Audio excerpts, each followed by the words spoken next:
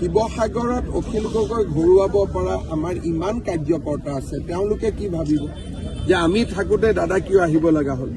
আমিতো আছোৱেই, দাদাৰ আমাৰ ওপৰত ভৰসা নাই নেকি? গতিকে আমাৰ শিৱসাগৰৰ ৫-৬জন কেণ্ডিডেট আছে, যোনে অখিল গগৈক মই ভাবোঁ এইবাৰ হৰুৱাব পাৰিব।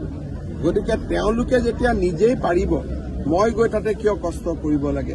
কাৰণ মই যদি তাতে যাওঁ, এতিয়াওতো মই শিৱসাগৰ চিনি নাপাওঁ ইমান ভাল কৰি। ৰাইজক মই কি কৰি দিছোঁ? একো কৰি দিয়া নাই। আকৌ ইলেকশ্যন জিকাৰ পিছত মই গুৱাহাটীত থাকিম, মই গৈ কি কৰি দিম? একো কৰিব নোৱাৰোঁ। গতিকে ৰাইজক মই ঠগোৱা নহ'ব জানো? ৰাইজক ঠগোৱাটোতো মহাপাপ হয়। সেই পাপ কামটো মই কেনেকৈ কৰিম? এইটোতো কিবা কুস্তিৰ খেল নহয় যে অমুকত গৈ উঠি দিয়ক। হয়তো উঠিলে মই জিকিবও পাৰোঁ, কিন্তু জিকিলেও ৰাইজৰ লাভ কি হ'ব যদি ৰাইজে MLA জনক বিচাৰি নাপায়?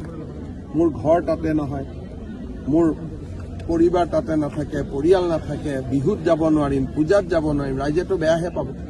গতিকে ৰাইজে বেয়া পোৱা কাম বিজেপিয়ে নকৰে।